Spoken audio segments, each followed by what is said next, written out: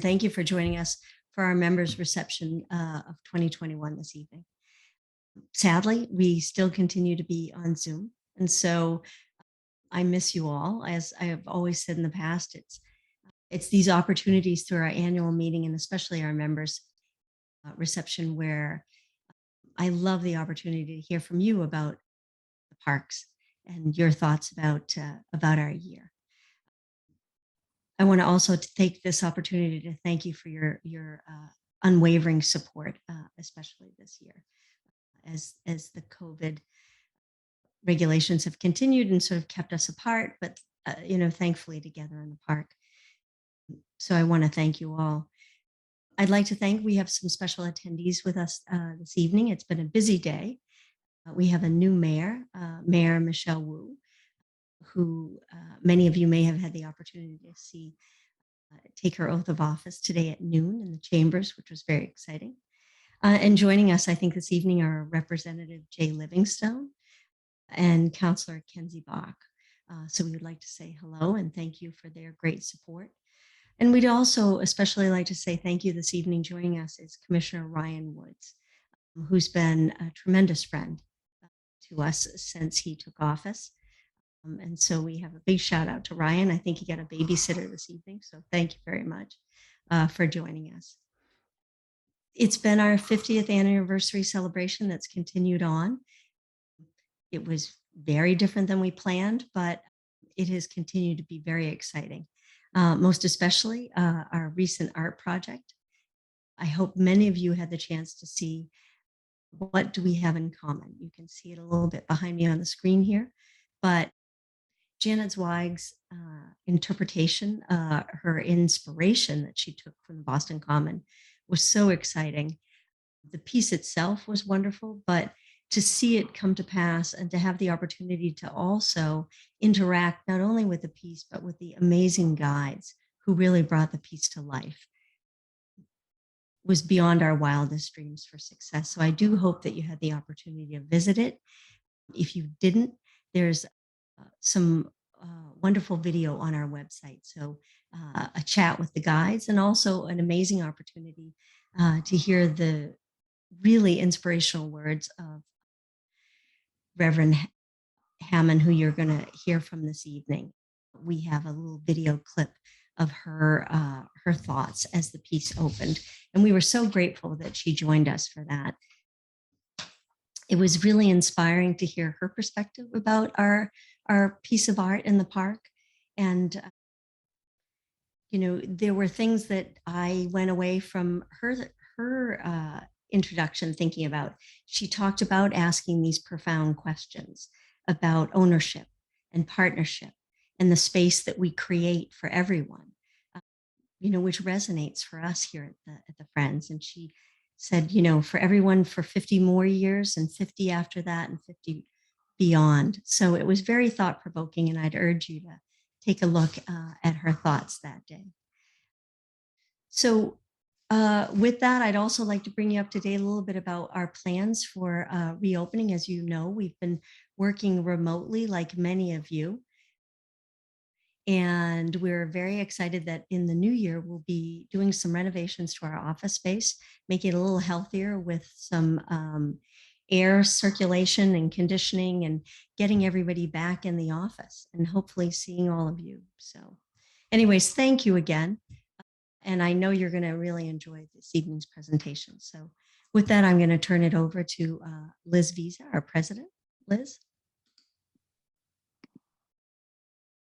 Thank you so much, Leslie. And I follow Leslie's thanks by thanking all of you for being here for the parks, for the Friends. We could not do what we do without you. So thank you so much.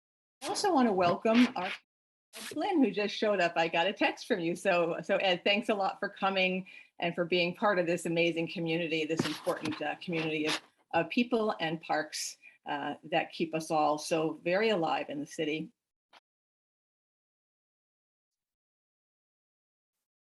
And before I do a quick overview of the year, I want to acknowledge that our parks occupy what was the unceded land, marshlands, and waterways of the Massachusetts nation, today known as Boston. We acknowledge the painful history of forced removal of Indigenous peoples from their land, and that the work of repair is ongoing. In the spirit of the Massachusetts people, past, present, and future, we acknowledge that we live in a bond of reciprocity with the plant and animal relatives who call our parks their home. We honor the gifts given to us by this land, and we return them with our care. And as you heard Leslie say, we had a year of, go back to that picture, of uncertainty. And as a result of the continuing pandemic, we created both essential and expanded budgets for 2021. And the good news is that we were able to work toward the expanded budget. Even though it was a virtual affair, we had a virtual 50th anniversary celebration last spring, and we almost met our goal of $500,000. It's our major fundraiser, and it's really important that we have that kind of support to do the care that we do in these parks. So that was really exciting. A lot of people came and enjoyed that evening, even though it was a virtual evening. And then at this moment, we are 80% toward our support goal. And we've been able, therefore, to do all of the important work that we have set out to do in our expanded budget. So we're grateful for that. One of the things that we also have to be very thankful for is our volunteers, our council, our board, our committees. We have an amazing group of wise and experienced and committed people that work on behalf of these parks and on behalf of the Friends. And I want to just thank all of you for your dedication, for your long-term dedication to making these parks as healthy and vibrant as they can be, and the organization as healthy as it is. We really are so grateful to you and to the work that you do. Because they've been proven more important than ever. Again, we're remote, but we've been enjoying the parks in many ways this year. They have been lifesavers. You've heard me say this before. You've heard every parks care advocate say how much of a life-saving virtue the parks have been in our lives. As every piece of civic infrastructure had shut down, these parks were open, free, and available to all of us. I hope you've all continued to enjoy them and come to them. And hopefully by next year, as Leslie said, we will be in person. We are having our annual meeting in the spring. We hope that we can see you in person and not remotely. But it's been another really wonderful, important, life-saving year in these public parks. I also want to thank our staff. We are remote, but as you hear, we are coming back to 69 Beacon in 2022. We are doing some work to improve the indoor air circulation and purification and all that good stuff that you have to do to a historic environment to make it as safe as possible. So we are really excited. We've done great work. We have an amazing team who's been able to pivot seamlessly to remote work. We onboarded our new VP, Lynn Flaherty, last year. It's her first anniversary this year, and she's combined two teams to work wonderfully together. But I think it's time for us all to be together in the third dimension with one another. So I want to talk about a few highlights of our work and our programming. We are on track to invest $2 million in parks care and public capital improvements and programming. And the basis of it all is our lawns. They are the place that we walk and we play and we rest and we enjoy and we gather, and they get huge use. And the impact of millions of people coming to enjoy them takes a toll. So a lot of the work that we do is the unseen work they do with our soils, as well as our lawns, and wonderful work of our Parks Care team. You see those bags are bags of soil samples that have been gathered from every area of every one of the three parks and gone out to get chemical and biological analysis to understand the pH, to understand nutrient levels and needs. And we've been able to respond to those analyses by improving. The lime has been laid down in the mall again, as you see in the upper right. And so we're doing a great job of improving the soils by understanding more what's going on inside of them. You know, and we've talked about taking care of the lawns through the irrigation systems. 3 years ago, we took over care of all systems in the three parks, and they are computer generated, which is wonderful because it tells us whether we need water or not. And this year, as you know, it was a soggy year, a wet year. So in one block of the mall in 1 month, Last September, we used 52,000 gallons of water on just that one block. And this year, in 4 months on that same block, we used 59,000 gallons of water. So we were able to save a tremendous amount of water and improve the health of the turf and the trees by not overwatering or underwatering. We continue to do tree work. It's been an important part of our work since the very beginning. 51 years ago, we take care of 1,700 trees.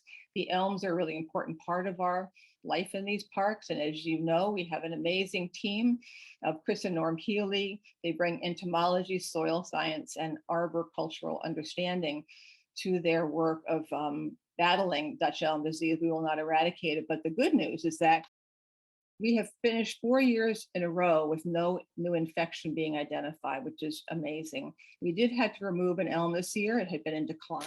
I'm watching it for quite a few years, but we did not have a new infection. So that's great news. After a year off during the pandemic, we were able to get back to Brewer Fountain Plaza on the Common. It's such a wonderful place, a gathering place. It's a very popular outdoor living room. We started late, so we weren't able to have a full season. We didn't have as many days and weeks of the food trucks as we'd hoped to have, but we did have the tables and chairs and umbrellas out. We did hire Berkeley musicians to play jazz at lunchtime. So it was really a wonderful experience of being able to be out there after a year of being in our homes. So hopefully this next year, we plan on having a full season starting in April. And we hope there'll be enough workers out there that will be a critical mass of people coming to enjoy this space. After a number of years, we finally finished the physical restoration of the Shaw 54th Memorial.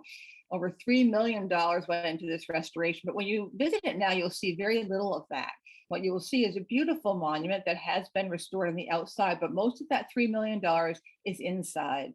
It's replacing the brick foundation with concrete, is pinning the bronze to the surrounding stone so that it can resist seismic incidences if we were to have one, and re-waterproofing the terrace and shoring up so that the steel supports do not rust. And we also continue to do our wonderful community conversations with our partners. The city is Ryan Woods here, the National Park Service, Michael Creasy, and the Museum of African American History, Leon Wilson. It was a wonderful opportunity to use this as a platform for dialogue. We talked about having the rededication this fall, but the Delta variant had other ideas for us.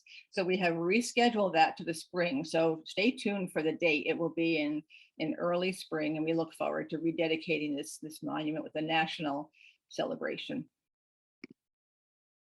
We had a great partnership with the Boston Children's Chorus, bringing song and joy to parks in Mattapan, Dorchester, Roxbury, Chinatown, the Boston Common, and Chelsea and Brockton.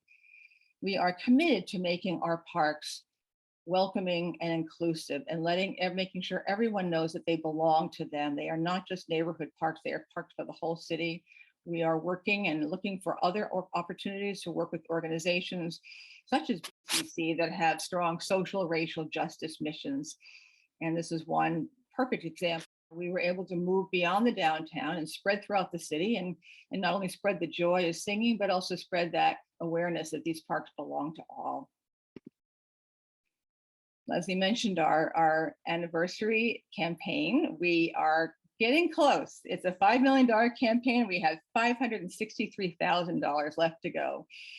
In the garden on the top is going to be a very exciting transformational improvement in that major entrance off Arlington Street, restoring the child fountains, improving the landscape there. We are getting close again, and we are raising money for an endowment. So we won't do the work until we have the money that we need to care for those fountains. We always make sure that it's not just the capital money, but it's the long-term care that we are supporting. And on the bottom, was a wonderful celebration when we lit the Patrick Andrew Collins Memorial statue on the mall. We're working our way down the mall, lighting the statues and improving the surrounds. It was a festive evening out there after dark, and we look forward to continuing. We're working on the Sarmiento statue, and then we will finish off with 3 more after that. This wonderful installation, because we're doing a master plan for the Boston Common, we decided, and it was providential that we did, to do a temporary art installation rather than a permanent improvement. We learned so much, we gained so much. I hope all of you had an opportunity to go and interact with the guys. It was just a delightful engagement with 12 wonderful people who were committed to engaging with the public about what do they have in common with that person, who owns the internet, who owns the air, who owns this park. We learned so much about what it means to have temporary art, because you stop looking at statues after you've walked by them for years. But this really struck the public. Thousands of people came to interact with these guys. And so it's not the last time we will do temporary art. I think it has a wonderful place. It not only turned people's attention to those guiding questions and those provocative thoughts, but what does it mean to have a public place and a common place like the Boston Common? Who cares for it? Who owns it? And how do we keep it in good condition for the succeeding generations? So in closing, I want to thank you so much again. We could not do this work without you. It's really amazing that you have cared for these parks and cared for the Friends for so many years, and your commitment has been inspiring to us. It is now the season of member renewal, so you'll be soon seeing in your mailbox renewal membership invitations and also opportunities to buy gift subscriptions as well.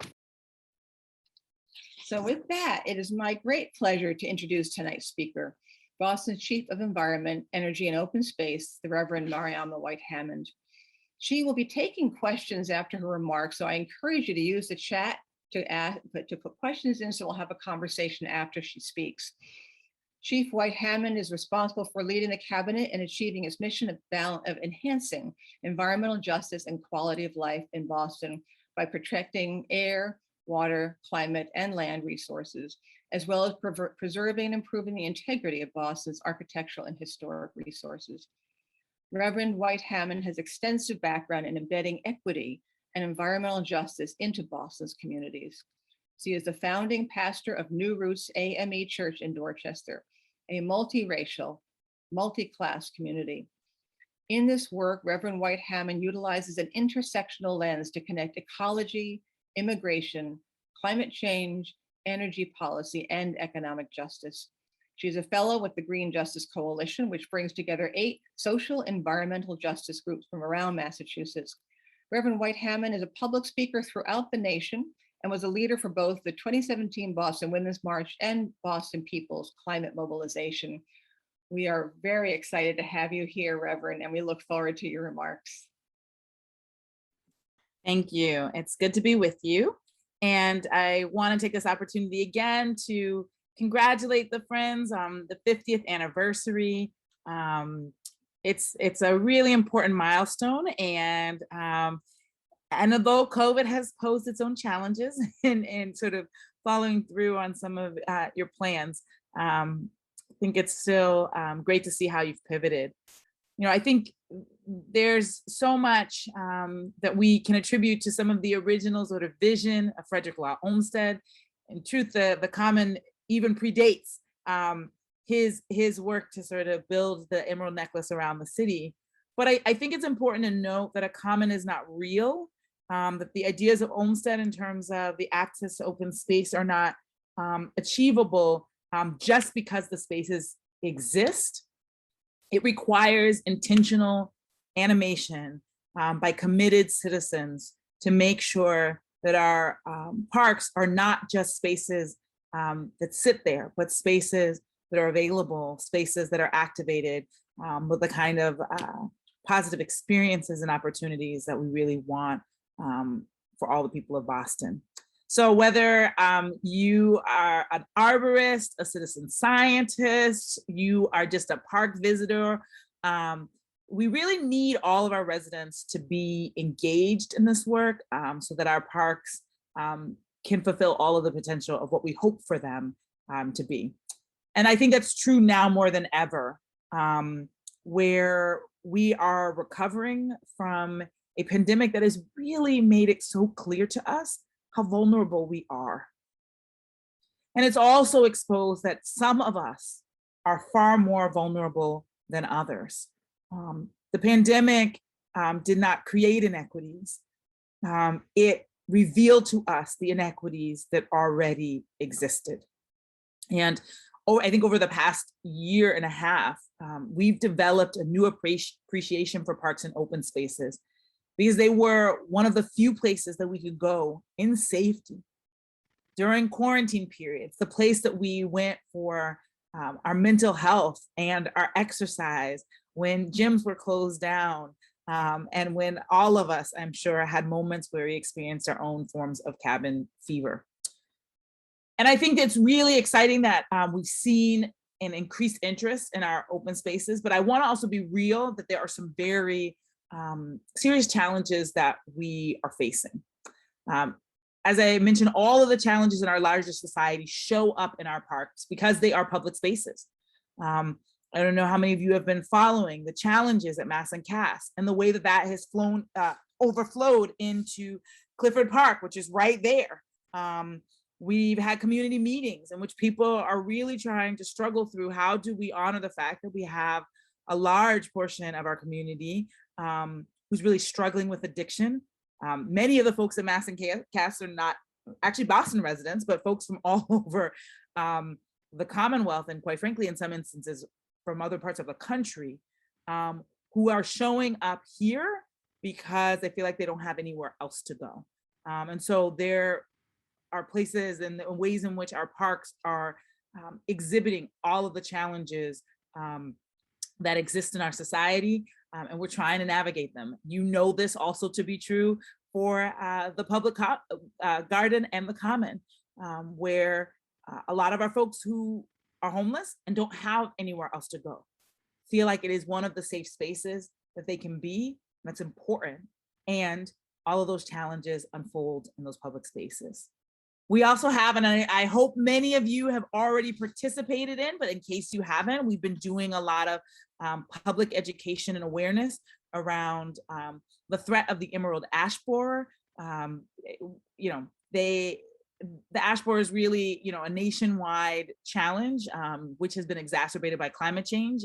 So they're able to travel to areas and survive in areas they had not previously done so. But we have an outbreak of the ash borer in our city. I do want to raise this because we need all of your help and really paying attention.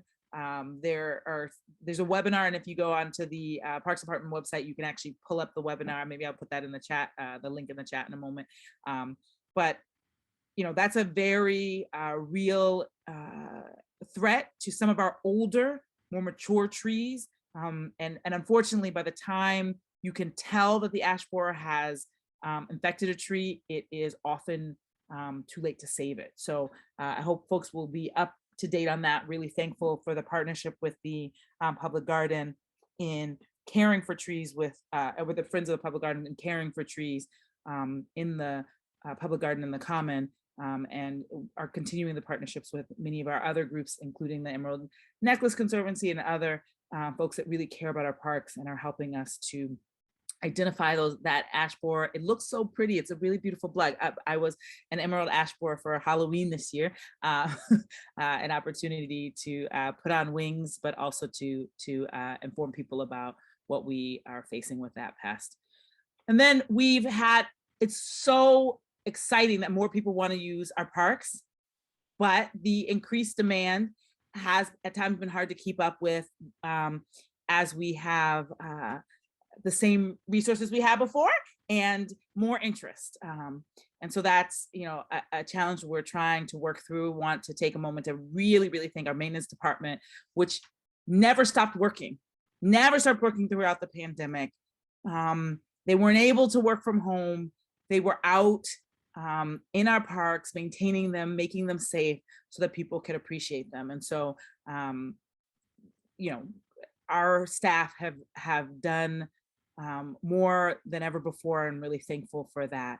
And then really the reality of climate change. Climate change is not something that is going to happen. Climate change is something that is happening right now. And as I mentioned, our maintenance staff, you can't do parks maintenance from a computer. And so as we've had the hottest year on record so far in Boston, we had to really think about how do we make sure that our staff are safe, even as we're asking them to get out and maintain our parks.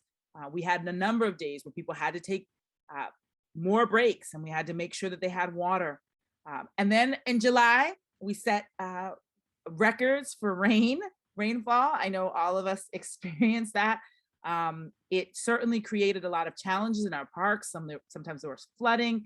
I myself got to Franklin Park. Thankfully, I wasn't the first car there, but there were folks that got caught in flooding in Franklin Park. A number of cases, a number of times we had those issues of flooding. And then for those of you who participate in recreation, you know that because of all that flooding, there were many baseball games and soccer games that had to be canceled, fields that we couldn't maintain because there were so many days where water was an issue. So the reality is we do have some real challenges. And there's no way we can sort of ignore these things or think that we're going to return to some condition from the past. That we have to embrace this reality as an opportunity to create a healthier and more resilient community through our parks, and to actually look at these challenges as a real opportunity. So there's a few things that we're looking at in terms of how we use the reality of climate change, how we lean into the fact that people are more excited to be in parks, to really think about how we become a 21st century park system. And part of that is we've been building and designing our parks with climate resilient features that address flooding and stormwater.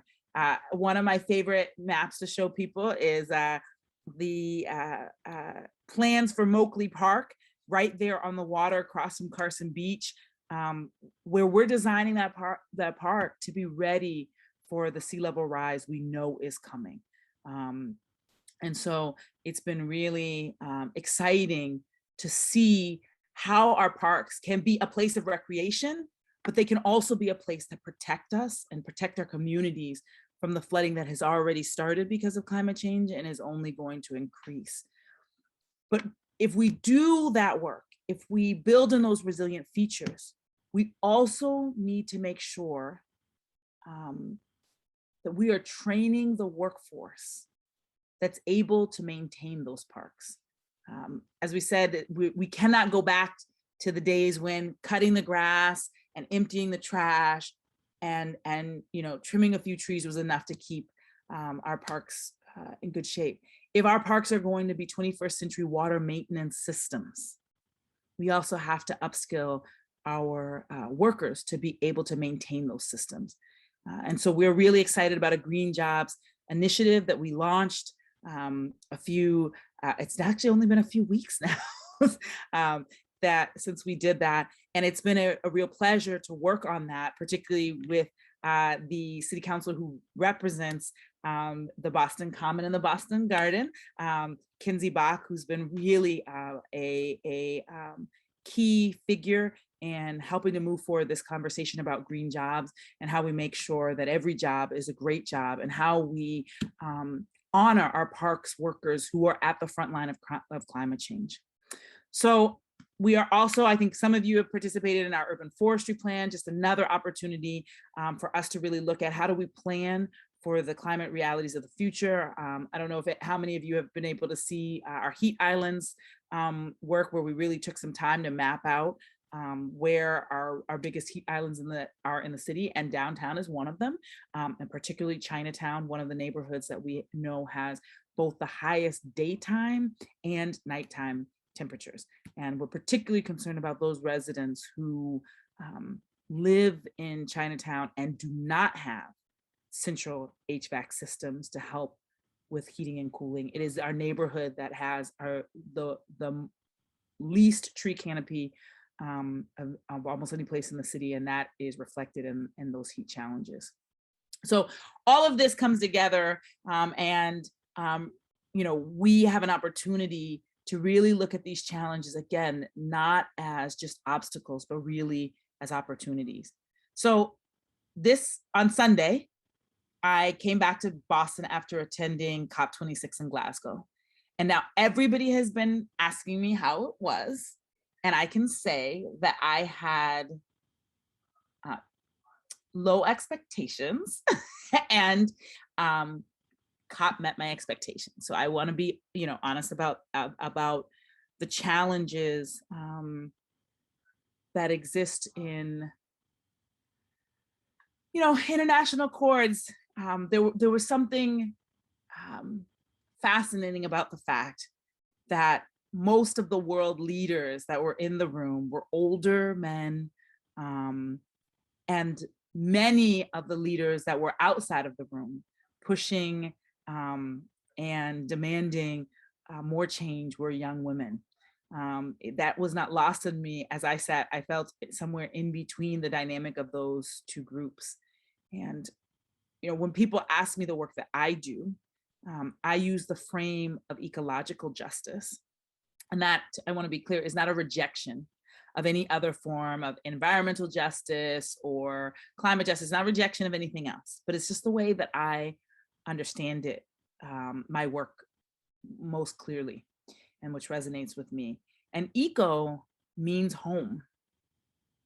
And ecology as a discipline studies not just individual species in separation, but looks at how things relate in relationship with each other. And from my perspective, the world that we're in right now is a one of disordered relationships. One where we as a species with no capacity to create water or the air we need to breathe do not value the fact that every day trees are making it possible for us to live. Every day our rivers and streams are providing a resource without which our body could not survive. And I think our problem is that we have fundamentally forgotten that. I was in Scotland in some of the most beautiful, I love our parks, but it was pretty amazing to get outside in the Scottish countryside and just see how green and lush it was, to see Highland cows and sheep. And I had an opportunity. This is a shawl I got there, and you might notice some of the Celtic symbols, and the recognition that our traditions, from Native American folks here in the United States who have spoken loud and clear about the need to change our relationship with Mother Earth, to Celtic traditions, which is the heritage of many people in the Boston area, which honored the earth as sacred and considered that we as humans are in relationship with the blessed earth and her abundance. I think there are many ways in which we have gotten away from that. And from my perspective, that is the fundamental problem at the heart of the climate crisis, is our inability to love and respect the earth that sustains us. And, I am sad to say, I'm not sure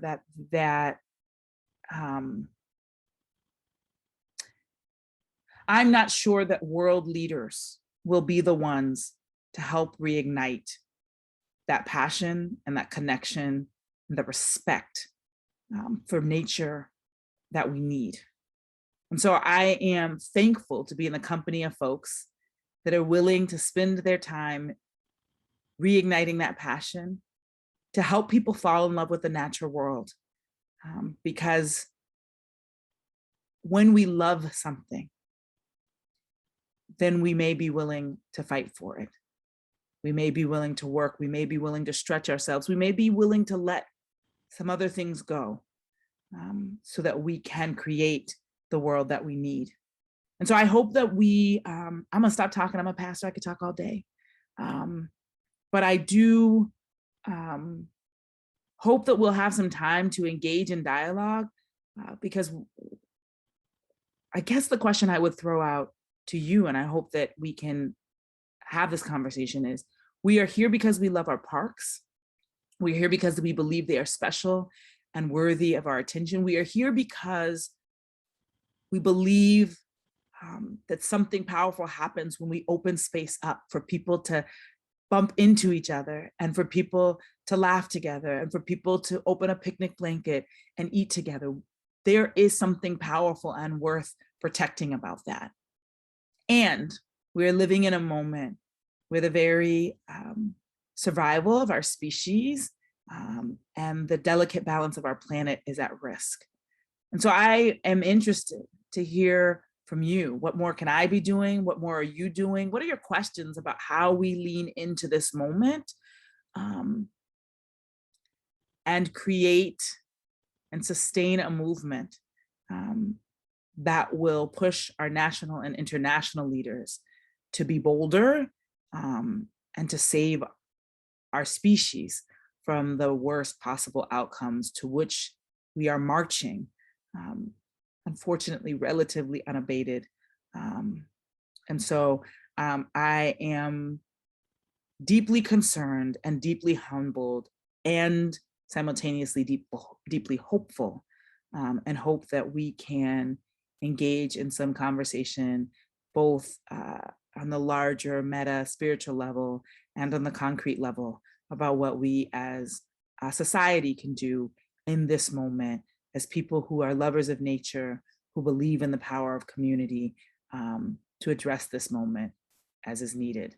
I want to close by just taking a moment in this day of transition to express my gratitude to Mayor Janey for her leadership, for her bringing me in, for her asking me to take this role that I don't know that I ever imagined I would be in, and to express my confidence that Mayor Wu will continue that leadership and continue to fight on issues of climate.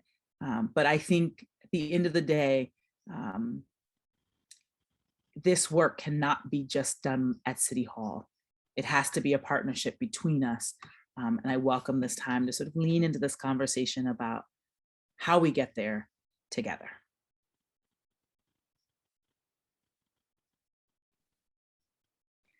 Thank you so much, Reverend Chief, for those inspiring words. Those were actually, first of all, I just want to say, I love that you bring the head and heart of a minister to this work.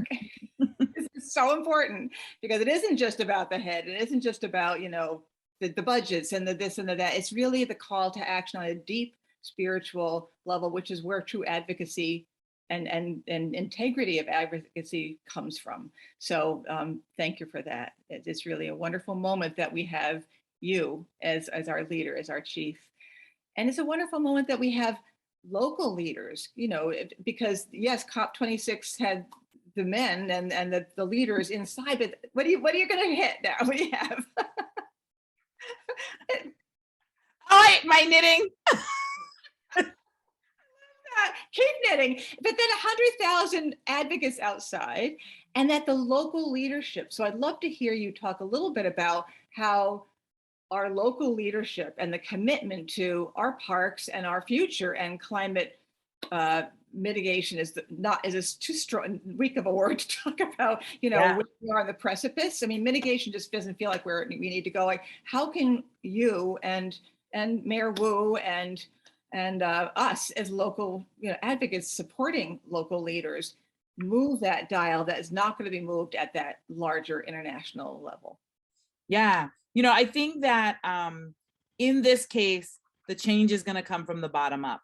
I think that leaders will do what we demand of them. And I think, so I think there's a lot of things we can do locally. I mean, I think one of the key pieces, and this is already happening, and the question is, how do we accelerate this, is really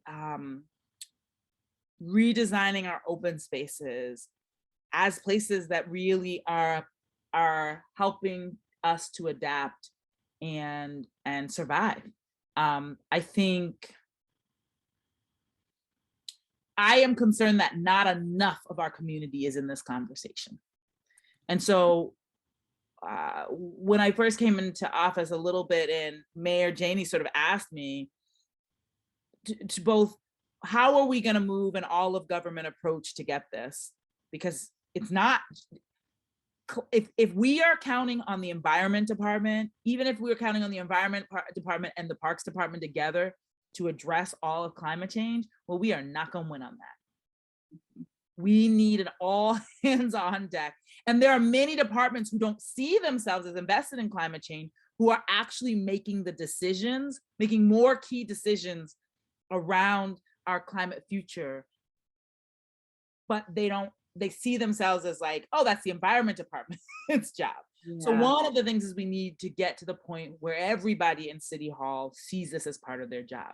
And not just City Hall, every business, every resident, like we have to feel like we're all in.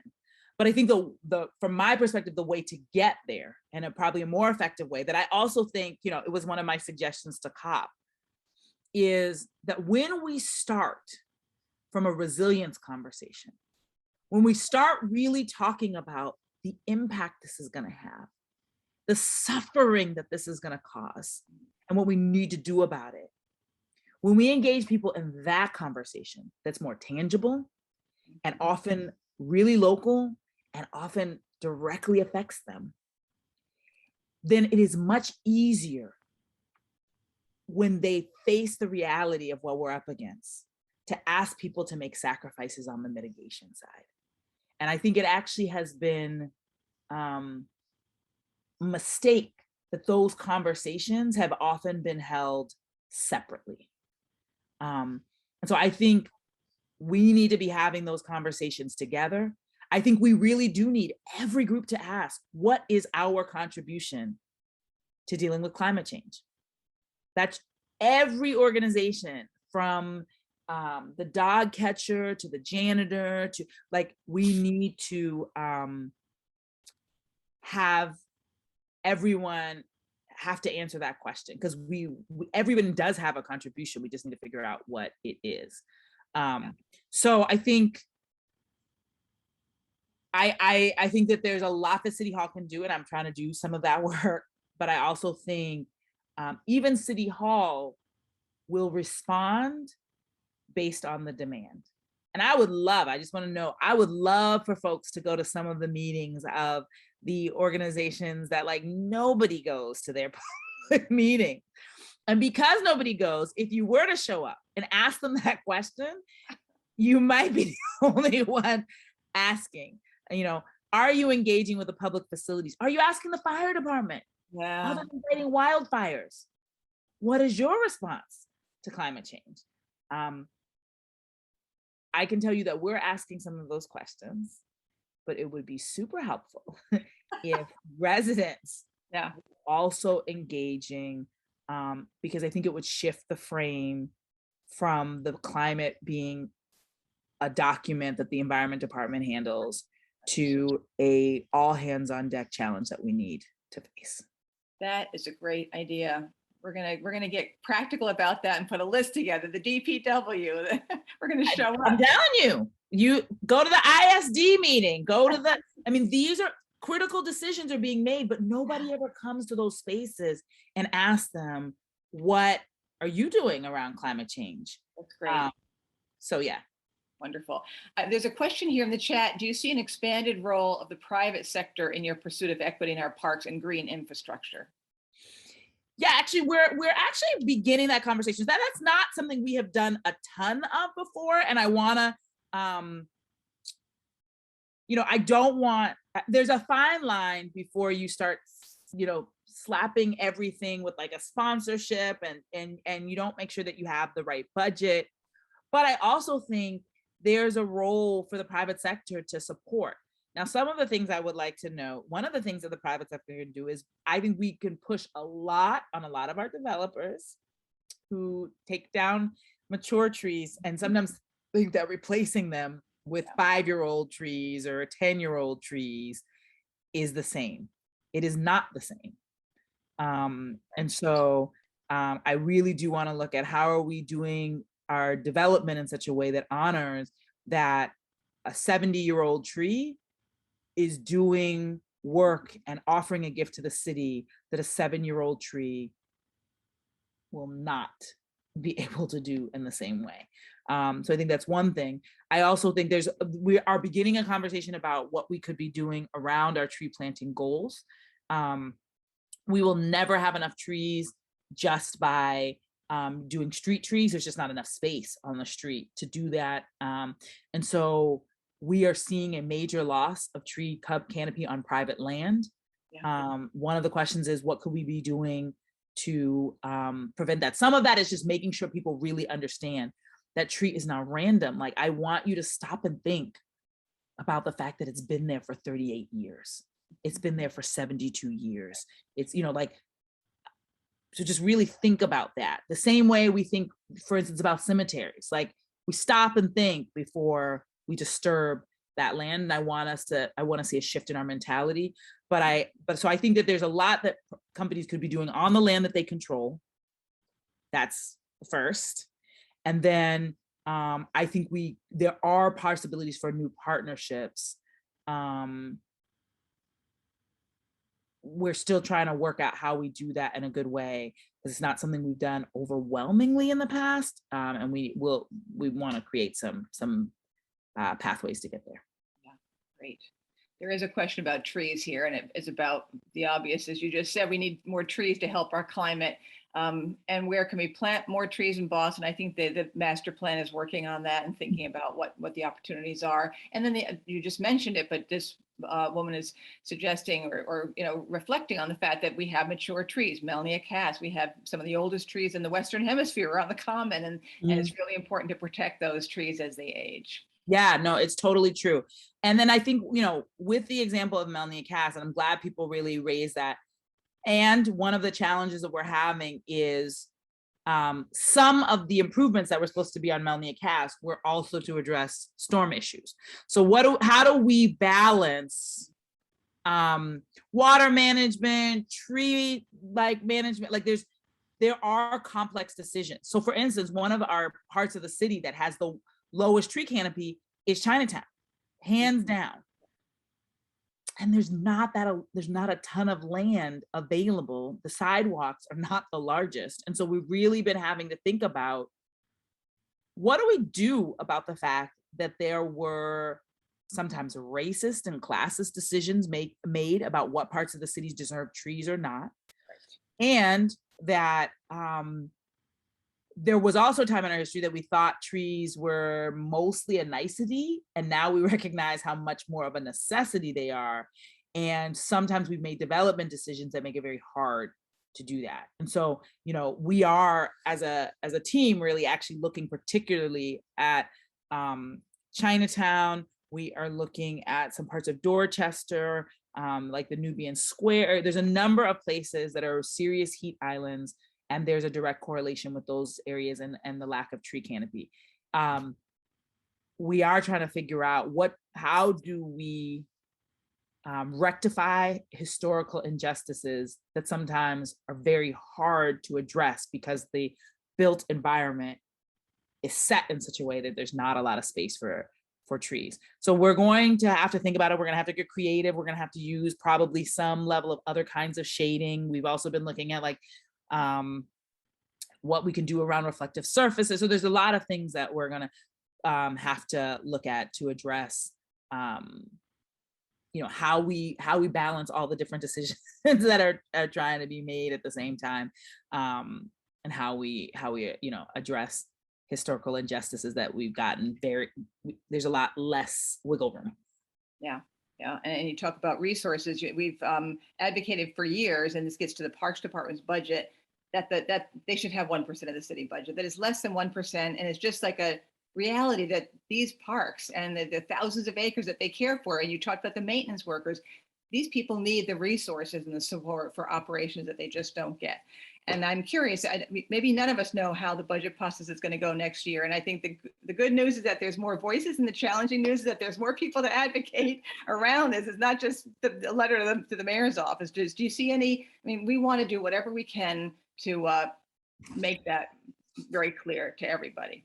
I mean, one of the things I'm not an advocate. I get to be on the other side now. But I will say this, regardless of where I sit, I always believe you do not leave it to City Hall. Citizens have got to be engaged. Now, I can tell you for sure, if we got the 1%, I have so many places I could use it very quickly. Our salaries for frontline park staff are unacceptable, in my opinion. Right. We cannot be asking people to live in the city of Boston and paying such low salaries.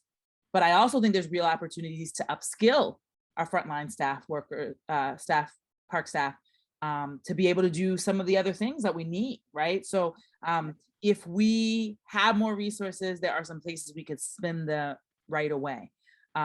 There are major capital improvements we have planned. Our parks are number one sort of place where we're really trying to figure out how we mitigate the impacts of climate change, from heat to, rainwater, and sometimes even sea level rise, right? But we've got these great ideas. I've got $3 billion worth of projects already identified, and not necessarily a full sense of how we're going to pay for all of those. So we are paying close attention to the infrastructure plan. I will say, I was not overwhelmingly happy about the level of equity that was reflected in the ARPA decisions made by the state. There are still some ARPA funds available in the city, and I hope people will weigh in on that process as it is unfolding. There were some things that happened and then some things that were paused. And so I think there's going to be more opportunity there. But I think, if we had 1% for parks, we would have no trouble spending that. Because I do think, like, for instance, we have one team responsible for ball fields. If it rains half the month, we just can't hit all the fields. Yeah. I saw someone ask in the chat this question about, can parks be overused? It's a real challenge because we want people to be in the park. We don't ever want to have a situation where we're turning people away. It is such a great problem to have that too many people want to be in the park. Now, it is true that our grass, like, if we have natural grass, it just like needs some recovery time, right? So I do think this question of how do we get people out into every park, our goal, and we have hit this, is that everybody is within 10 minutes walk of a park, but not all the parks are at the same level of quality. And so, our next goal, we went from the quantity that we want, and now we have to go deeper on some of the quality in some of those parks and really think about it. How do we make these even better? Some of them, we've got to figure out how to make it better with limited space, right? Because there's not tons of open space, and we're still looking at how we acquire new open space. But it's an example of this is like when we look at this question of turf. So I'll just use the example. I'm not a huge fan of turf, right? And we were looking at this question within a redesign project in Malcolm X, and there were a lot of people who were against turf. The flip side of it is, we have turf, we can program the field all weekend and not have to say, we're going to limit the number of unit hours that you get, right? And so I think that's an example of a place where we just got to get creative. The other thing about turf is that it actually allows us to build cisterns underneath that actually serve as a water management system, which is a lot harder to do if, you might end up with mud on top of it. So I think that, one of my hopes, and I say this to people on this call, is it is not easy, and we want people to critically engage. We also want people to recognize that sometimes we're actually trying to balance a number of critical needs at the same time, and it's not always easy. Yeah. If a park gets heavily used, you don't want to redesign it in a way that it won't be able to sustain the use that people are desiring, which sometimes means natural grass becomes a little bit. So I think that, I hope that we're doing a good job, and maybe we could even do better about being more transparent about making sure that our processes help people to see those different things that we're balancing. But I don't want to ever get to the point where we're turning away people or we're shutting our parks down because, they're overused. So we're going to have to figure out how we balance all of those needs and how we design our parks in such a way that they're able to sustain and support all the folks that want to be in them. Yeah, I mean, I think the challenge with the Common is that there's so many events that's the most incredibly permitted park in the city, and part of it is wanting to have other neighborhoods enjoy the kind of events that happen downtown. It just isn't fair on many dimensions that it only happens in one primarily. And we probably have time for one more question, and I'm going to ask it because it has to do with equity and invitation to parks, and that's something that we are working hard in our parks, wanting everyone to feel that they belong in these parks, that they belong to them. And the question is about the Boston Harbor being an important resource for the whole city, yet not everyone feels invited and welcome into the new parks and the Harbor Walk that are being privately developed. And what can the city do to change that? Yeah, so this is like an example of a complex conversation that we really need to lean into. Now, I want to start by saying, I do think that the harbor should belong to everyone. I also want to name that I live in Dorchester, and I feel that our waterfront may be better than the than the downtown harbor. So I invite you. You can go downtown to the harbor, but if you want a beach, if you would like to be able to enjoy the water more, right, come out and visit in Dorchester, because I do think that part of the solution is, I don't think we need a hub and spoke where everybody's downtown and then they go home to their neighborhood and that's it. I do think it benefits us all if people feel more free to move between neighborhoods and within neighborhoods.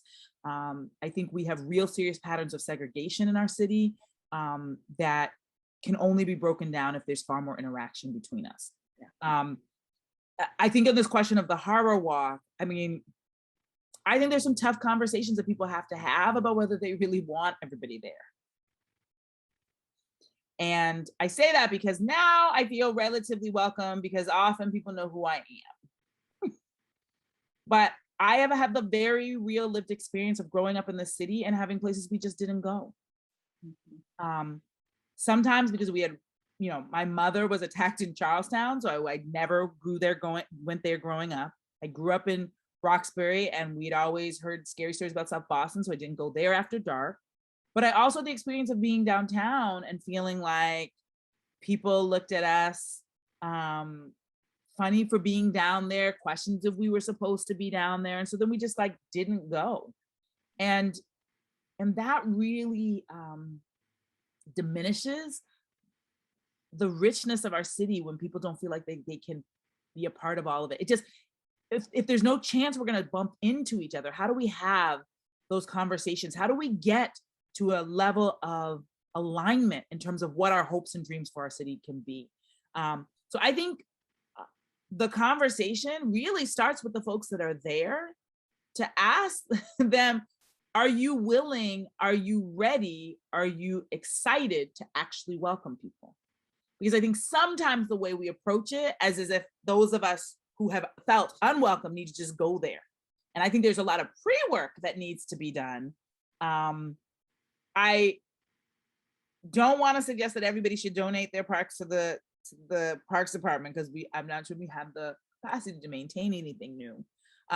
But I do sometimes worry about the way that a lot of things are attached to private land and the way that security often works when they feel like they own the park.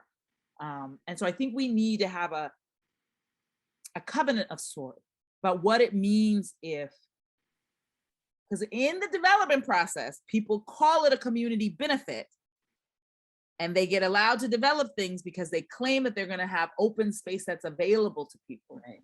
But in some instances, the devil is in the details.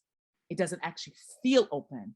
And they hire security that makes people not feel like it's open, or they ask you questions, or there's no process to actually permit it. So yeah, in theory, you could have an event there, but if there's nobody to call to even know how to have the event there. So I think that this is another opportunity for some collaboration. We don't need to take over every open space in the city. We don't have the capacity for it. And we welcome people to join us in this work. That being said, it could be time to have a conversation about what our standards of and culture we're trying to build in each of those spaces and what our expectations are. And maybe that conversation should start in the development process when people get, the extra points for, providing a resource to the community, that we have some real critical conversations about what that means. Because I do think I have experienced it myself as a young person in the city, and it still happens to me every once in a while, where people question if I have a right to be in a space. What makes me really angry about that is when I see a tourist who clearly doesn't even know where they're going. They're not questioned, but I'm questioned, and I've been living here my whole life. So I think that those critical conversations need to be had, and they kind of need to start with the folks who live around, work around, manage the harbor, and they also need to start with our developers when they are, claiming to provide this resource to the public. How do we have some real critical conversations about what our standards are for what that should be, so that we can build off those agreements and hold them accountable if they're not being kept on the other side. Mm-hmm. That's great. There's a level of honesty and vulnerability and provocation. I mean, it really we need to get down to that core level. I absolutely agree with you. Well, we could talk to you all night. It's so wonderful to have you here. It's just so inspiring to hear you and work with you. And we look forward to more times together working with you. And again, as I said, it was just, I was inspired that you bring your climate activism and your ministerial truth seeking and truth speaking to the work that we do, because it's absolutely important all the time. It's particularly important now at the moment that we are in as a society. So thank you so much for spending time with us, and we really honor your work. Thank you. It's been great to be here, and thank you for your work. And I hope we'll continue not just to maintain what has been, but to expand to new possibilities. So thank you. Thank you. And thank you all for coming. Thank you for being together with us, and have a great evening. Good night.